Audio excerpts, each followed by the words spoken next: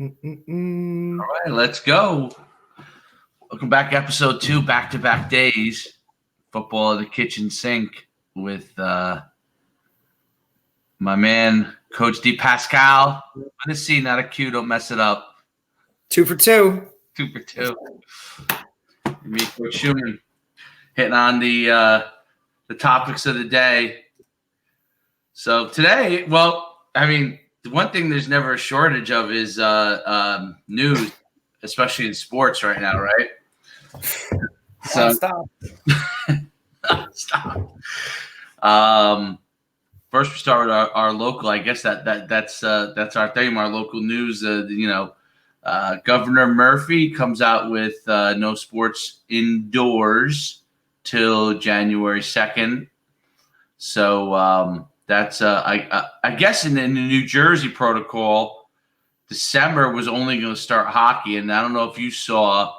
I saw it posted, I think, on the Shore Savage guys. A kid started, a hockey player. Yeah, I know. Gave a hockey player sets an appeal to move their hockey season to spring. I don't know what that means, but no sports, and the only one right now that gets affected is hockey. But basketball starts in January.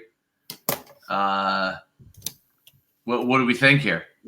I mean, I know his original statement when he came out pushed everything back as far as obviously winter sports are entailed. I think hockey was supposed to be the earliest to start, which I believe was December 16th. And now, obviously, with that all being pushed back, it changes a lot of things. But you're talking about a winter season that's always winter is always difficult in general, because you have logistical stuff.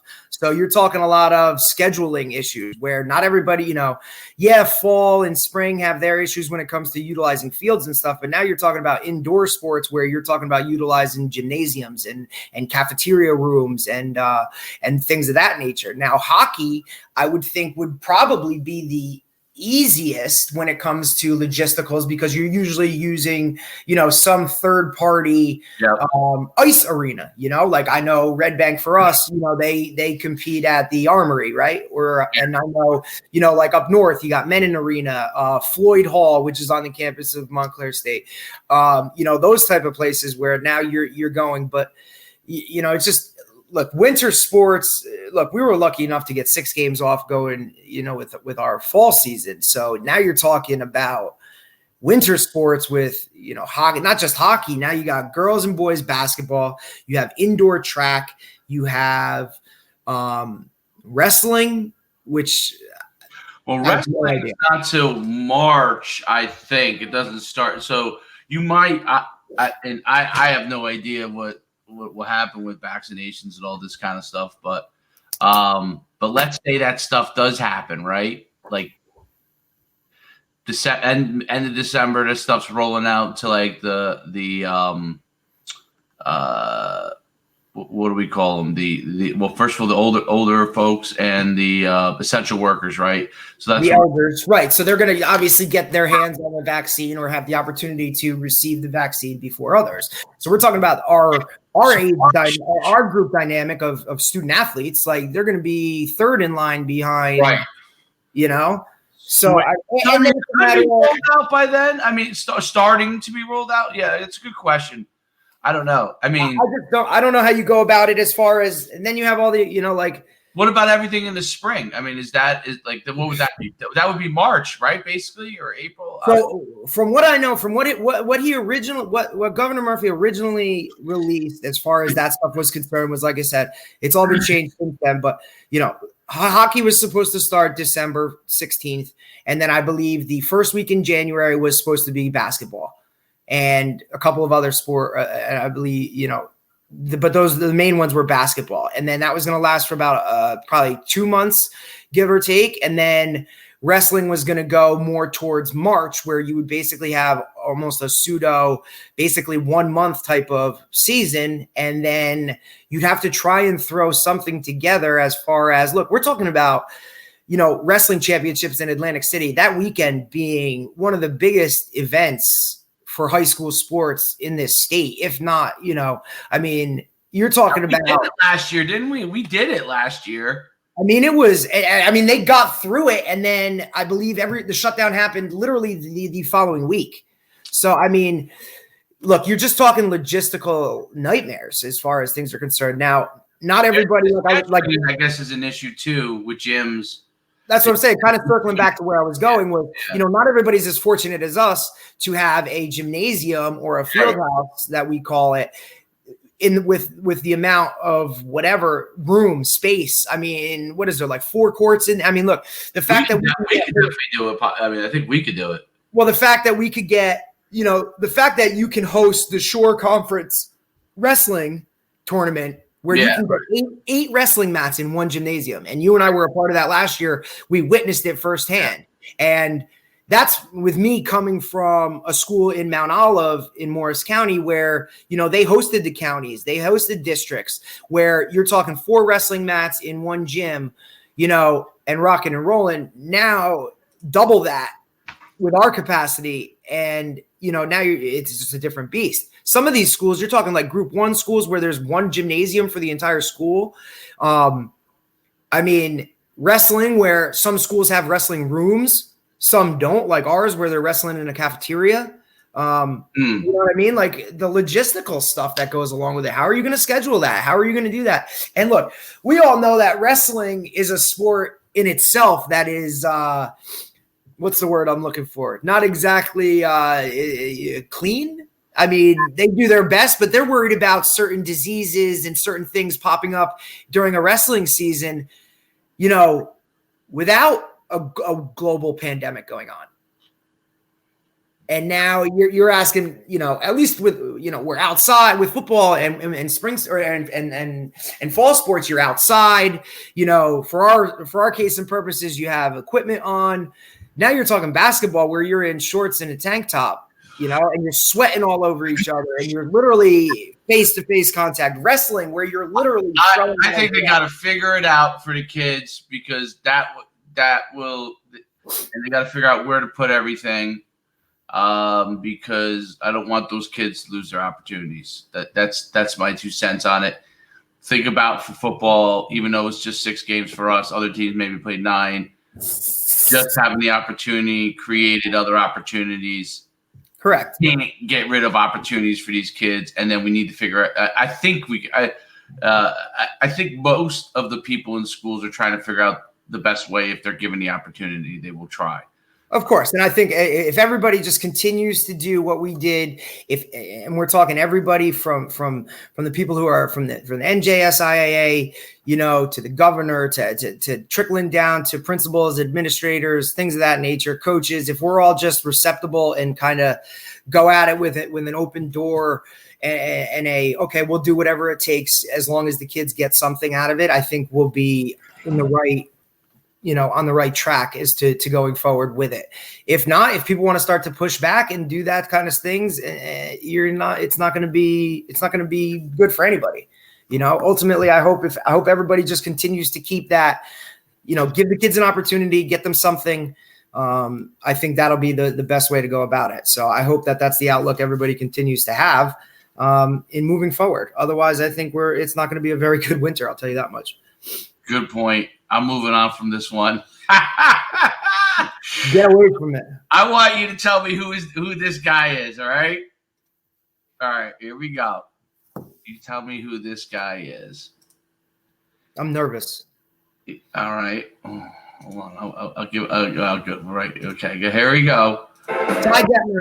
Ah! So do you know what today is?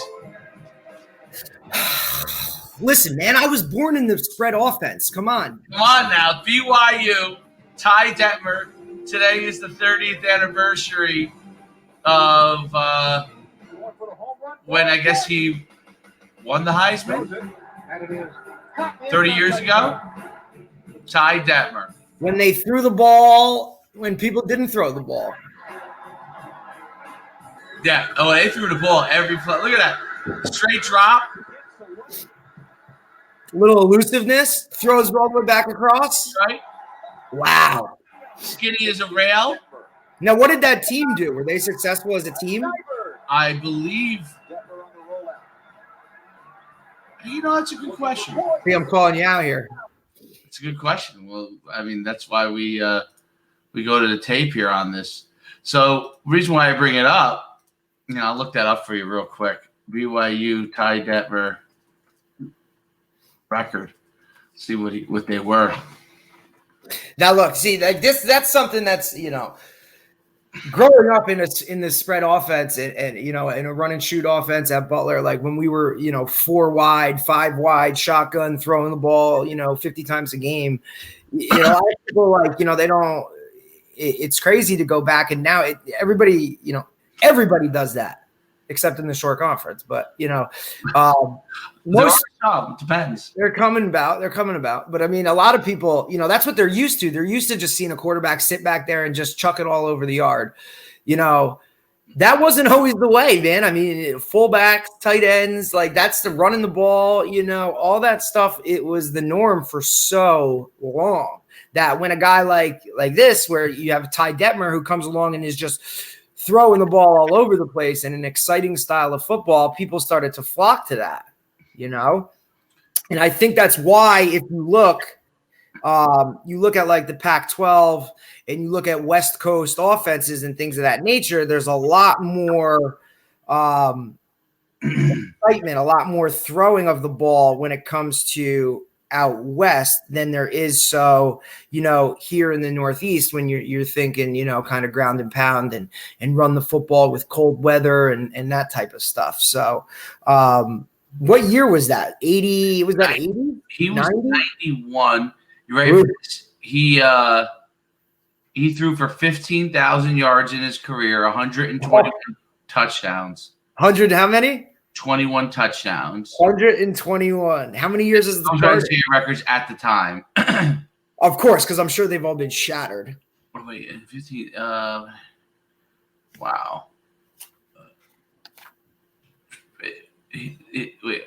Hold on.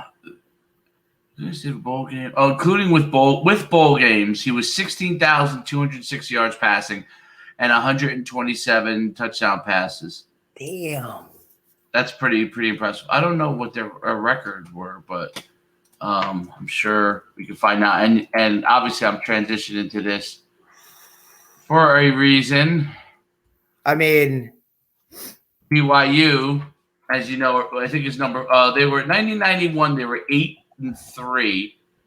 I think that was the year he won the Heisman, but don't quote me on that. If it was 30 years ago, it would be. That's that would be the year before. Maybe he won as a junior. I don't know. He won the Heisman Trophy. Yeah, they're 8-3, 8-3-2. That's a lot of football games. 13 games. Yeah, I was gonna say that's definitely a lot. So BYU, number 14 team in the country.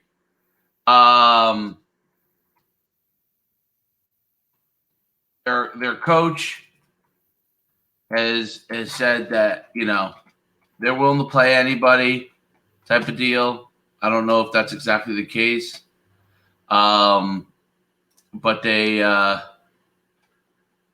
undefeated and are most likely not going to get into BCS. What the college football playoff? Yes. The Final Four? I wouldn't think so. They only have one game left, so they're going to end up if they beat San Diego State. But they have 2 weeks in between, so they're probably trying to pick up a game. 2, 4, 6, 8, 9. They'll be 10-0 if they beat San Diego State, and they're 14, and they think they should be in the BCS. So here's where their wins are over: Navy, Troy. Navy 55-3. They beat Troy 48-7. They beat La Tech 45-14. They beat UTSA 27-20. That's not a great win. University of Texas, San Antonio. Yeah. Houston, they beat 43-26. Texas State, they beat 52-14. Western Kentucky, they beat 41-10. Boise State, that's probably their best win. 51-17, but maybe Boise State isn't good. I don't know. They're not what they used to be. I know that. They've only played a few games. Well, I think they got out to a good start because they played Navy on national television, and like that was one of the opening games of the season or whatever. So they really kind of jumped out. But then you look at the other teams that they've played: Troy, La Tech, University of Texas, San Antonio. The only upper echelon teams, or that they would even are Houston and Boise State in itself, and that's one of the issues with being an independent as far as not having a conference affiliation, is that now you're looking at the teams that they're playing. They literally have to go and pick up every single week, every single game. Now they could, in seasons where they're scheduling, obviously, you do home and homes where, okay, I'm going to play you 1 year this, at home, and the next year you're at home, so they're going back and forth. But like I said, I just don't think they have the resume no matter what they do. You know what I'm saying? No matter what your record is. It's the same thing we saw a couple of years ago, and we even tied it into what we were talking about yesterday, with University of Central Florida a couple of years ago, where they went undefeated, and then they're like, oh well, we're undefeated. Why are we in the college championship Final Four? Well, you haven't played anybody. It's like, well, we just played who's on our schedule. Okay, that's why there's numerous bowl games. That's why there is that. Coach Fox says the QB should win the Heisman. I spelled Heisman wrong here, but listen, we won't talk about his education, but he's all right. He's a high school football coach at the end of the day. So, but I couldn't agree more. That's why you see things like Ty Detmer, who on a team that's 8-3 can go and win the Heisman. But you know what I mean? Like, how can he win over Fields? Well, I guess Fields may not have enough games. I don't know. And once again, that's an award that's given based off of who voting. Yeah, I mean, look, here's his numbers, which are pretty. And I think it's tough to win from the Mountain West. They used to be the Mountain West, whatever conference it was. 2,700 yards passing, 26 touchdowns, pretty good numbers. Right. 2 interceptions. Remember, we're talking, and you're talking, media stuff, right? So, how much publicity is BYU going to get? Are they going to get? Where you have Justin Fields at Ohio State, you have, the surfer down at Clemson or whatever. He just does his thing. I mean, these guys you're talking in the limelight every single week, right? So how do you do that? I mean, that's the reason that most Heisman winners come from where they are. How many times do you see a small school guy, win the Heisman? Rare. I mean, he's pretty. I've watched a lot of his stuff, and he's good. Don't get me wrong. He's definitely good. It's just, he's good. Well, he's one of the top 5 quarterbacks in the next draft, so he's definitely going to be. He's going to make his money. He's going to be in good shape. Okay, well, then with that, Ohio State, do they belong? Does Ohio State belong in the BCS, even though they may not have 6 games?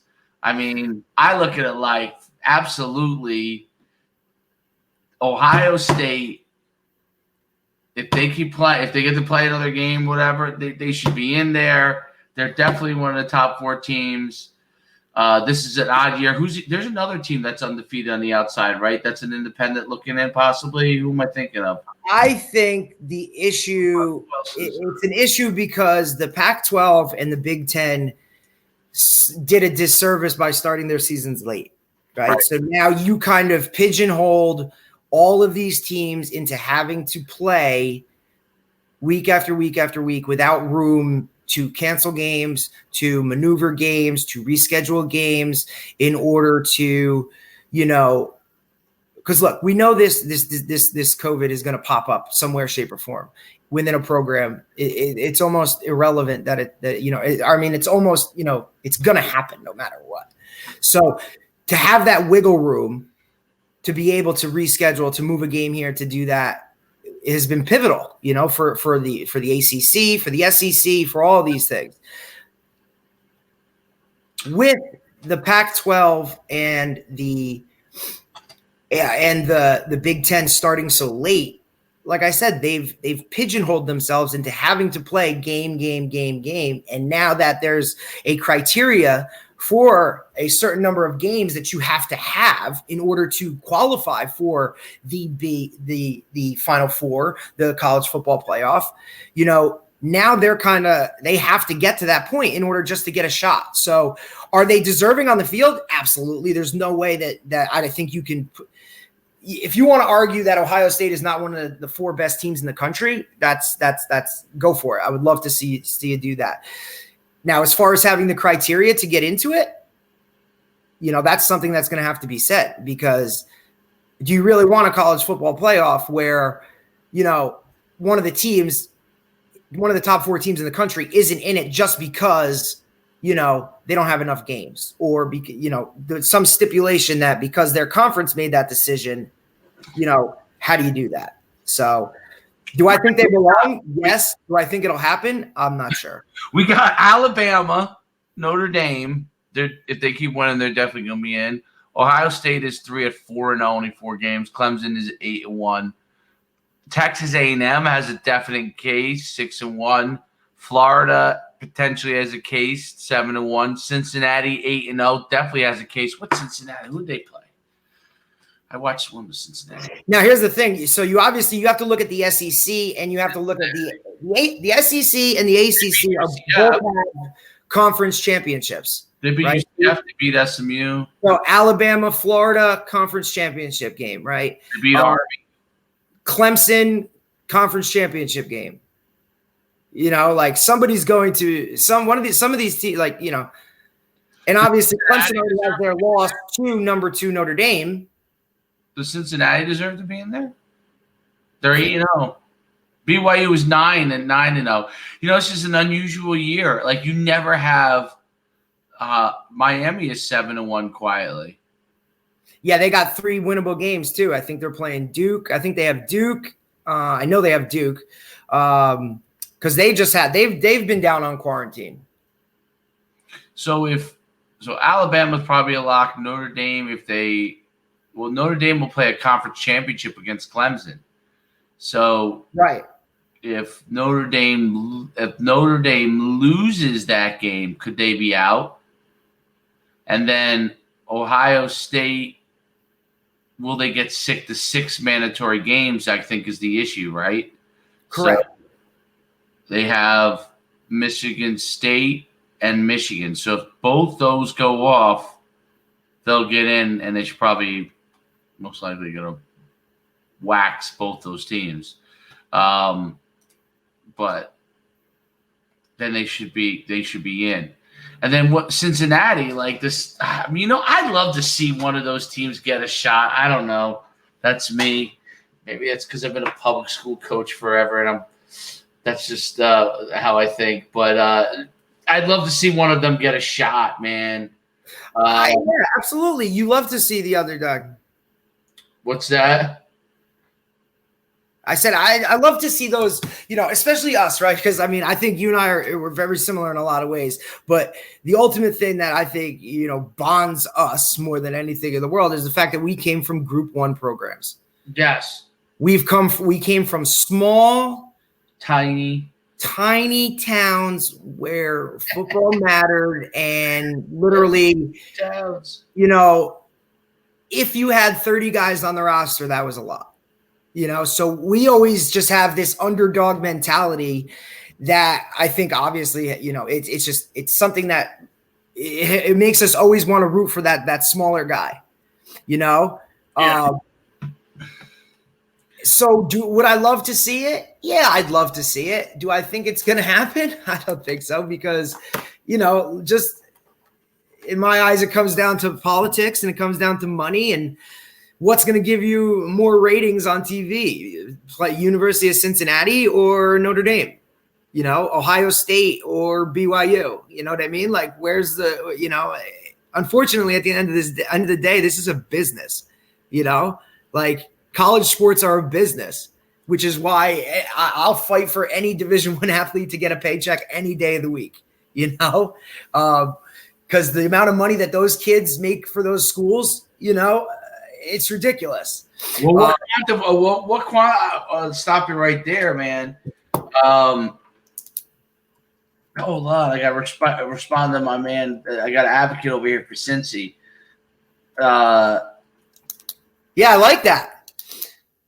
So what I was going to say was Cincinnati, Luke Fickell. Where'd he come from? Ohio State.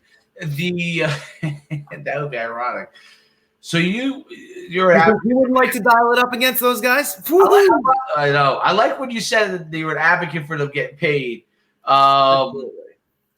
So I am definitely for them getting a certain amount and having the ability to do anything they want from a sponsor marketing thing, which is going to happen anyway.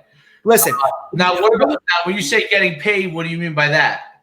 So when we're talking, look, if you were, is someone getting $100,000 to play college football? This is how I look at it, and obviously it would all be based off of the size of the program you're at, and I'll tell you exactly why I have this viewpoint. And when people ask me that, and I say that, sometimes people look at you like, "What are you, crazy?" Like they're getting a free scholarship, they're getting free schooling. All right, well, this is coming from someone who played Division III athletics. No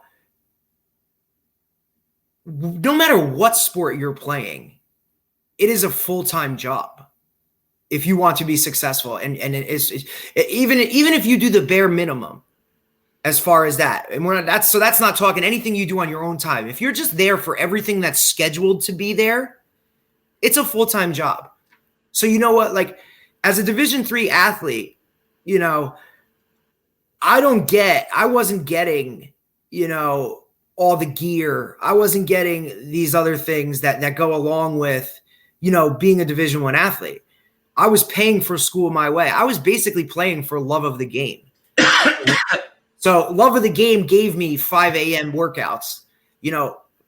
Love of the game gave me how many double sessions were time spent during the season. And then out of season, we're talking about workouts, meetings, all of these things that, that people only see us play on Saturdays. They think that's all that goes into it. Now they know you practice every day, but do they know that, before practice you were in an hour meeting, and then before that you had an hour and a half workout, and then after that you have, another meeting, or you have mandatory study hall. So whereas other students going to school can go have a part-time job or do something like that, that time where could have time where I could go and work, I'm at my sport. Right. You know what I mean? So can I put an actual number on it? No, I can't, because, that would obviously, I think it should be deemed something that's conducive to, the size of the school, the size of the program itself, as far as. Well, let's look at this year, the issues you have financially, right? So what if now them getting sponsor dollars is one thing. Now I think that's different. When you're talking sponsorship dollars, you're marketing yourself as an individual, your likeness, and then correct. And then you're gonna have to deal with third parties, and having been NFL agent for 5 years. Agents? Yeah, well, or actual agents, basically. I mean, who are they going to quote them the dollars? People, yeah. So I mean, when I was an agent for 5 years, there's one thing being an NFL agent, which getting people to the NFL, but then there's the people who that are marketing guys per se and gals who go and do the sponsorships and all those kind of things, and they don't, that could be anybody. I mean, that could be, Joe Smith walking down the street could be handling somebody, and that could be a whole bunch of different things. You're talking about bag money being dropped. I mean, you're gonna have a lot of bag money getting dropped around. You're talking about ultimately, like, you're talking about a publicist, right? So somebody who literally looks out for your image, right? And now that being on such a larger scale, because you have social media, and basically every single individual in the country is a reporter in itself because they have a phone, they can take a picture, they can video something, and within 1 minute of an incident happening, if not less, that can be uploaded, and now the world is viewing you in some way, shape, or form, right? So, you're talking about that edge of dynamics and things of that nature and obviously, is the quarterback at BYU going to get marketed the same way that the quarterback at Clemson is, or the quarterback, you're talking some of these big time schools, and you've seen these issues come to light, in years past, where you have these big time athletes that get in trouble for doing things. These guys can't even sell their jerseys. The school can go and sell their jerseys, and everybody knows if you're buying a number 2 Ohio State jersey, it's Justin Fields' jersey. Now, because his name's not on the back, he gets nothing from that. But how much does that school make just from that? You know what I mean? So I think that stuff, that is where you would run into your issues, is when you're having these guys that are so marketable. And now all of a sudden, look, I'm going to be a first round draft pick.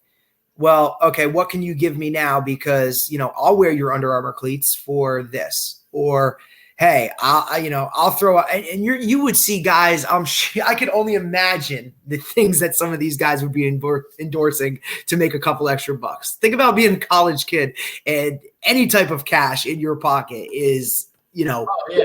So could you just imagine some of these things that these guys would be endorsing? At least at the higher levels, you have people that, ask the right questions as far as, should we be putting our face on this brand? Should we be doing that? Should we be doing this? I can't even imagine what it would be like with you let some of these guys start to handle some of this stuff, And then then you're looking at who's handling their publicist aspect of it. You know what I mean? Is it their cousin, cousin Bill, who's really good at Instagram? So all of a sudden he's doing, he's running their Instagram account, or he's tweeting this because, I don't know, like he's good at Twitter. Like that would be. I think that's definitely an issue. You see guys in the NFL who let their uncles handle their money, and all of a sudden they're broke. Good point. Point well taken. You didn't pin down or answer any of the questions that I asked, but that's okay. That's how I know I'm good at what I do. Anybody who's ever answered questions knows you don't actually answer the question. Sponsorship money, definitely they should be able to get some level of market. I don't know how you do that. Haven't been an agent. I have no idea how you would do that with college students. And then I think the cost of the scholarship, they're already doing that now, which is good. That's the right step. How much above that? I don't know. Like, do you give? Right. Are they doing it based off of what money they make, and then how does that affect Title IX Well, here's the other thing I look at is you look at how much money coaches make.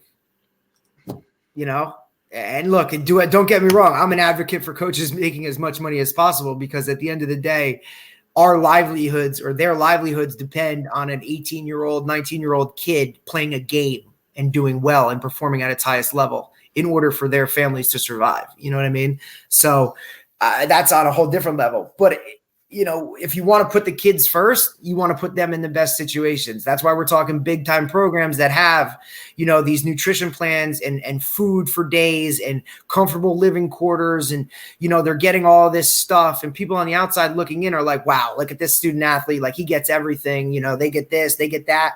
Well, yeah, man, like, in order to perform at the highest level, they need this stuff. Now some of the amenities above and beyond, absolutely. But isn't that part of the whole thing? That's where you're going into your recruiting wars. And am I going to go to this school? Am I going to go to that school?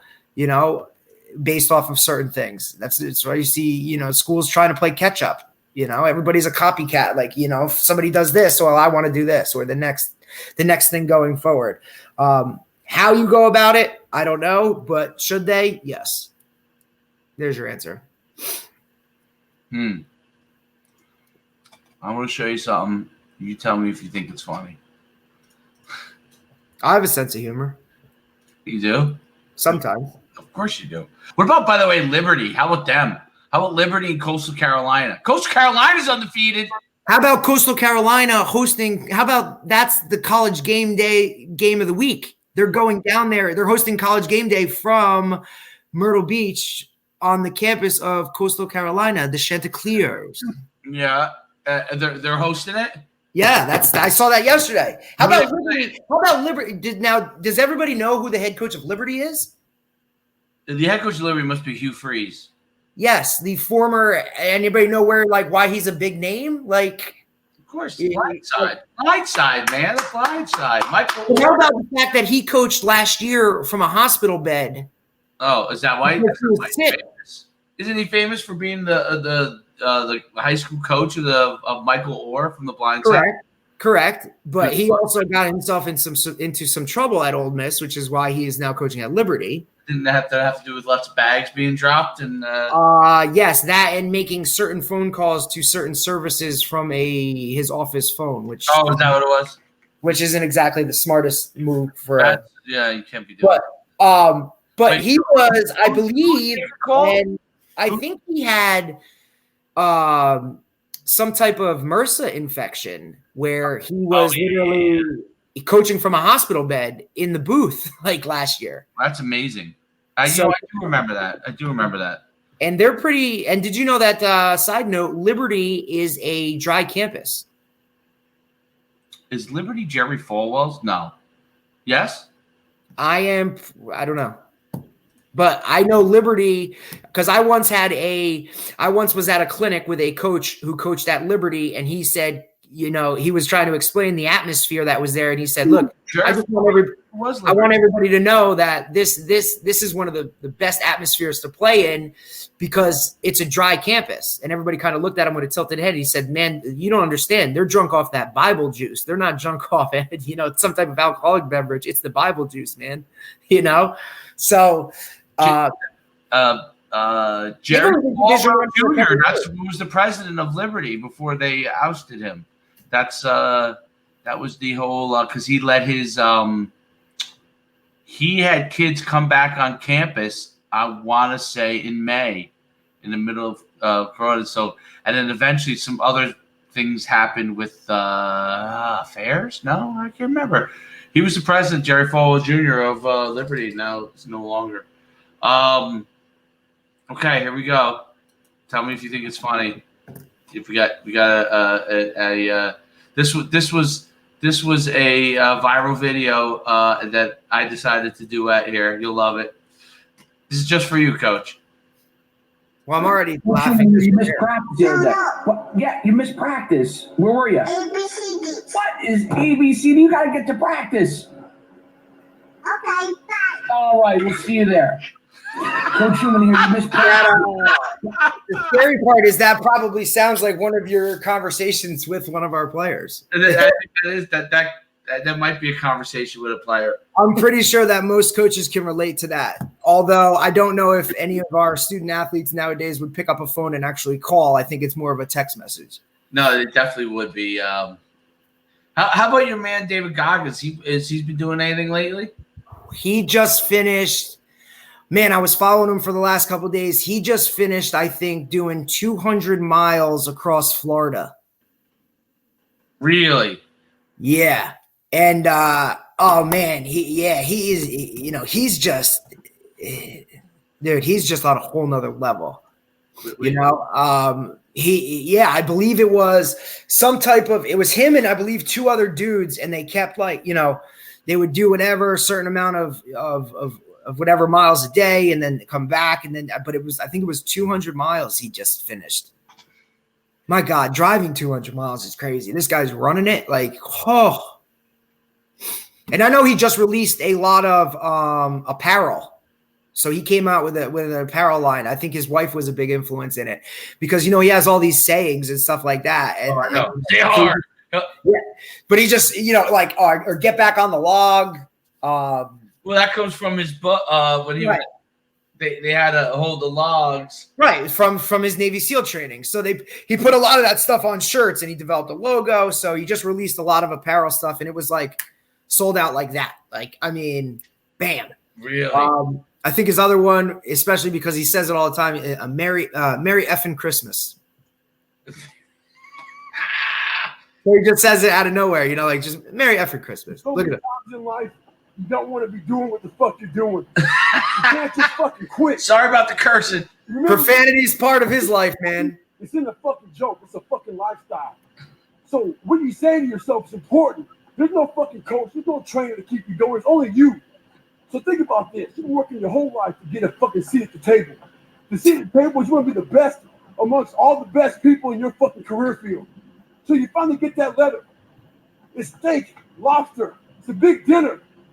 Everybody's showing up, dressed to the nines. Make sure you show up soaking wet for fucking getting after it, working out hard. Towel on your neck. You respect the event. So make sure you put that towel or that nice chair so you don't fuck it up. The whole thing is this. Don't say a word. Stay uncommon amongst uncommon people. You're never done. Don't stop when you're tired. Stop when you're done. Stay hard. I love that, dude. Dude, I'm telling you, that was one of the best reads ever, man. Just seeing his lifestyle and where he came from and all that stuff, and literally just looked in the mirror one day and was like, "This ain't me." Yeah, he's like, "I want to be a Navy SEAL." They're like, "Bro, you weigh 300 pounds." He's like, "All right, I'll go just lose weight." And just the way he was, he was born. He's from Buffalo, New York. Yeah, no, I read the book. I got about 3/4 of the way into it. I didn't finish.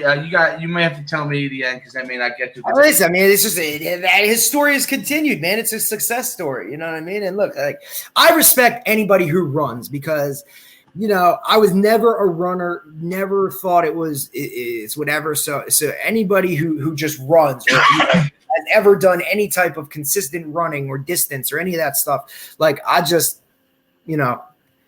I bow down to you, man, because that's just, even when I was in shape, I was never a runner. You know what I'm saying? Like, running was just never my thing. Always wanted to find a way out of it. So anybody that can do that stuff on the regular, I think is just kudos to you, man. But, I don't know. Like, you were a sprinter, right? You weren't a distance guy. I wasn't a distance guy. I was a sprinter, but, but I look at like one side of my family is a ton of runners, like my cousin was, my cousin, like they dominated at distance running at Mount Olive, and I have another cousin who's running at Cortland right now, distance, you know what I mean? Like, I don't know, man, for me, I was like, football, bro, like as fast as you can for 7 seconds and then we get a break. You know what I'm saying? Like, we don't have to go that long. So that stuff is just, I respect the hell out of any of that stuff. That's for sure. But no doubt in that. I mean, it's the mindset required to be mental. And that's the whole thing. I think that's why I like it so much is because, there's so much physical is one thing, but the amount of emphasis that's put on the mental aspect of all of that stuff, because that's it's too much time, So it's time to process everything. What do you think about our final topic? Because I know you brought it to me. We got it right here. Ravens Steelers postponed for a third time. And then postponed for a third time, moving to Wednesday, 3:40 p.m. Game will be broadcast NBC nationwide offense. Baltimore's Week 13 game moved to second time to Tuesday, December 8th. In team statement. So the game itself was originally for Thursday night. Then they moved it to Sunday. Right? Then it moved to Tuesday. It's supposed to be played today. Then ultimately they moved it to tomorrow. And people are probably asking, why the hell is the game at 3:40 on a Wednesday afternoon? Well, that's why I called you this morning and said we had to talk about it. Because that is why. We have the Rockefeller Christmas tree lighting ceremony that NBC needs to air. So probably what could be probably argued, even though, the Ravens are kind of down at this point, the last couple of weeks, but it's probably geared as one of the best games of the year so far, football-wise, in the NFL, is going to be played at 3:40 on a Wednesday afternoon because Christmas time it is, my friend. And don't get me wrong, I love the Rockefeller Christmas tree more than anything in the world, but I don't know if in my world it trumps a Steelers-Ravens matchup. It's the Steelers-Ravens. And the Steelers are undefeated. And they don't like each other. They play in that the AFC North, right? Where I tell you it's a smash mouth division. The Ravens are – look, and first off, who the hell is even playing in the game?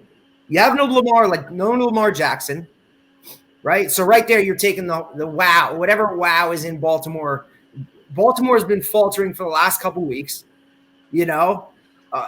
And then you got the Steelers. You got freaking Grandpa Roethlisberger, who's still playing quarterback. I mean, that guy was in the same draft as Eli Manning and Phillip Rivers. You know, like Eli's 2 Super Bowls and is now a freaking hockey dad. And Phillip Rivers is barely holding on with Indianapolis. And I'm only saying that because he tweeted that out the other day. It was a picture with his kids. And he's like, I never thought I'd be a hockey dad. Eli Manning. So that's why I put that little side note in there. What is this kid, like junior hockey or something like that? I think they're even younger. Yeah, they're like look like middle school like hockey players. I know he lived in Hoboken, so I don't know if they're local.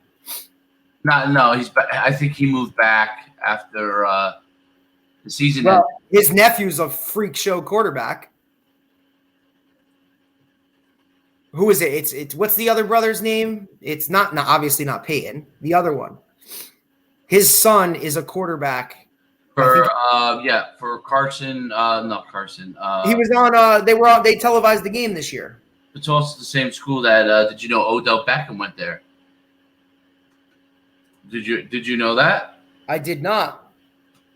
It's what the heck? Odell and I have a love-hate relationship. Newman Prep? No, Newman. So that's obviously Louisiana. It's New Orleans. Yep. Now Ed Reed is also a Louisiana guy, correct? Ed Reed? I don't know. Is Ed Reed a Louisiana guy? Yep. Because I believe the University of Miami was his only offer. Ed Reed? I don't know. I'm telling you, mark it down. We have to. Is that a fact-checking? Yep. Deal there, dude. This is my favorite video of Ben Roethlisberger ever. Oh yeah, this is the best. Wait. This one. Yeah. Ben Roethlisberger, what college? Bowling Green. Nope. He was Bowling Green? You're right with the conference. Wrong team though. He didn't play for Bowling Green, huh? Sorry, bud. Are you sure about that? If you want to fact check me, go ahead. It was Bowling Green? It is a MAC conference team though. Oh, hold on, let me think about this. I could have sworn. Maybe I'm wrong. They have the same name as they usually, people, you have to say the state after it because everybody, if you don't, they're going to think it's a different school. Oh, yes, that's right. Miami University of Ohio. Yes, sir. That's right. And how many Division I football teams in Ohio? They still play football? Miami University of Ohio or what? Jeez, are they Yeah. They haven't been relevant. They were good when he was. That's right. But God, why do I think of Bowling Green? Well, I don't know why you think of Bowling Green. Bowling Green is in Ohio too, though. Miami of Ohio. They lost it. They beat the Akron Zips. They beat. Listen, how many division? Like you have Ohio State. They got their butts whipped by the Buffalo Bulls. Did you see what that running back just did this weekend? Yeah, 400. Jarrett Patterson, who has Savon. Coach Huggins. I think he's a coach there, right? I think he does tight ends. What has this guy got rushing for the year? Jarrett Patterson. He ran for 400 yards in one game. He ran for 400 in a game, and so that he's got to have something. He's got 920 yards in 4 games. Yeah, and one game was 400. Come on, bud. He's 920 yards in 4 games. Ready for this? I'm going to give you these stats. These will blow your mind away. You ready? Okay. His first game was November 4th in a win. They're undefeated. He ran for 137 yards. His second game was against Miami, Ohio. And he had 2 touchdowns in the first game. He only ran for 73 and 2 touchdowns. Against Bowling Green, he ran for 301 yards and 4 touchdowns. 301 yards. But he's even better the next week against Kent State. 409 and 8 touchdowns. That is so he has 920 and 4. He's got 16 touchdowns in 4 games. He has 16 touchdowns in 4 games. He's gonna only play how many games? How many carries? Should he be the Heisman Trophy winner? Maybe. Now, look, if he's carrying the ball 30 times a game, look, it don't matter. 409 yards is still legit, but I'm just saying, how many carries? Who do they have left? Let's see. Who did he go for? They got 2 games left. So he just went. So he just played who? Kent State? Yes. The 301 was against who? Bowling Green. I don't know. 73. Who held him to 73? Bowling Green's 0-4.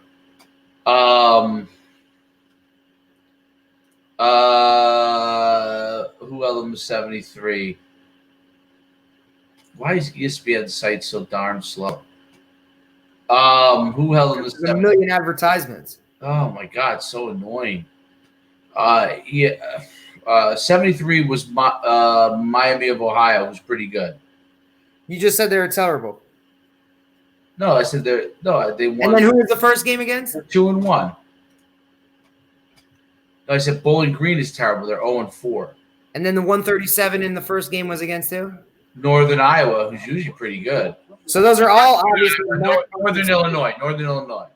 Oh, Northern Illinois. Yeah. Well, there's been a couple good guys coming out of Northern Illinois, correct? Yeah, so now they got Ohio. They play Ohio. They have Ohio. Ohio is in the Bobcats, as in Frank Solich. Are these guys really making that much money from these advertisements? It's really slow on their site. So he's got Ohio and Frank Solich, and then what's his last game? And the MAC does Ohio's pretty good. They're 2-1. It's Frank Solich, bro, the old Nebraska coach. Frank Solich is still there, and then they got Akron, who's horrendous. He might drop 4 bills against Akron. Let's say he drops 2 bills and 3 bills. That would be 1,400, and he rushes for, let's say, 20 total touchdowns in 6 games. Does he deserve a Heisman Trophy? You have to bring him to New York. How do you not? That's an injustice to the thing itself. If he played the normal 11, 12 games, he would – well, no, I won't say this because – So if he has 9 – you said if he has – Barry Sanders' record is insane. Yeah, Barry Sanders, you can't touch that. And Adrian Peterson had a ridiculous year. Ricky Williams had a ridiculous year. Like, you can look at all these guys that you know – he has 920 through 4 games. You said if he drops another, 500 in the next 2, that would put him at 1,420. And you figure, look, he's averaging 4 touchdowns. So even if he only puts up another 4 touchdowns, so to give him 1,420 and 20 touchdowns in 6 games, right? In 6 games, that's pretty stupid. It's stupid. Barry Sanders' record is 2,628 yards. He had that in 1 year? 1 year. Melvin Gordon went for 2,587. NUC alum, by the way. Melvin Gordon, Wisconsin. Yep. Who shout out to another NUC guy, give him his love, who's seeing a lot of time as a true freshman. Who's that? Our boy, Jalen. Oh, yeah. Well, yeah, Jalen Berger. Melvin Gordon, NUC alum. Derrick Henry, NUC alum. And Donnell Pumphrey, NUC alum. They have 3 of the top 13. Well, the last 3 Wisconsin running backs, correct? All big-time performers, all Jonathan Taylor. Jonathan Taylor, was he an NUC alum? I'm not sure. Listen, you know my favorite NUC alum. Who? Johnny Football? Johnny Football, baby. Money Manziel. Money Manziel. My kind of guy. Oh, man. Well, I think I think it's been an excellent show today. 2 for 2. Anything else you missed? I think we covered a lot of good topics. Maybe you could take your girlfriend, future wife, to Great. That's all I need is her to hear you say that. to the tree after the game.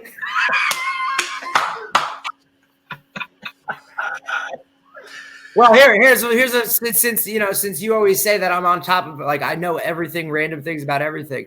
When they brought the tree in, they found a baby owl in it, and they removed the baby owl and named it Rockefeller. No, wow, really? Check it. Fact check it. Why do I know that? I don't know. You know a lot of things. You know a lot of things. Hey, before we do go, I do want to say shout out to our guys who made, you had the all division meeting last night. So, yeah, absolutely. A big round of applause to our guys. What did we do? 12 guys total? 12 guys on first and second team, all division. Second team, So, 7 on first team, 5 on second. Yeah, absolutely. Credit to all those guys. You guys worked your tails off. And look, everybody's rewarding of something in this season, but you guys let the work do for yourselves. And I believe you were you played the second least amount of games out of all the teams that were in it. So in 6 games, you guys put up some pretty impressive numbers that obviously other coaches that played against you felt were rewarding. So congratulations to you guys. And I think it's, awesome. I love that stuff. That stuff to me, it's just, when you see the rewards being reaped in such a team sport, sometimes, the individual sometimes in my eyes gets, taken back a little bit. So to see guys who really, who do their job and do what's right for the good of the team come out on top and get some individual accolades, I think is awesome. First team, Owen Laughlin, quarterback. Wide receiver, Nick Faragine. 3 years, that kid, bro. 3 years and 2 times all shore teams. Hopefully this year another one. Owen, 2 years. Nick, 3 years. Brian Nowitzki. First time offensive line. Lock kick. Giancarlo Dantage. Hang on. I got to say something about Luck Kick, because for everybody that doesn't know, Luck Kick came to us from New York City. So he relocated, never played football a day in his life. We had to actually coach him to kick it over the goalpost, not under it. So that's phenomenal. First team, all division, and a kid that never played the sport before in his life. Like, I look forward to that. So first team, the first team defense, Daniel Jurek. It's a 2-year guy. Kean Carrillo, who's a junior, and only played 5 games. Jack Rossi at defensive back, and then first-year starter, free safety. Second team, we have Jack Dangler, wide receiver. Phenomenal. On the offensive line, yes, really emerged. I mean, 28-8. I don't know how many people had more than that yards per catch. 200-yard games too, I think he had. Yeah. And then we got Pete Thomas on the offensive line. On the defensive line, which definitely was I think our premier group, Jakir Johnson and AJ Solocito, both on the defensive line, second team. And kudos to Jakir Johnson for literally wearing a different number every week. He wore a different number every week. And then 57, 58, no, 57, 59, 8. He wore every and two numbers in one game. 55, I think he had once, 255. And then last but not least, Matt Dangler at defensive back. First time in your career you've ever had brothers on a all division team together.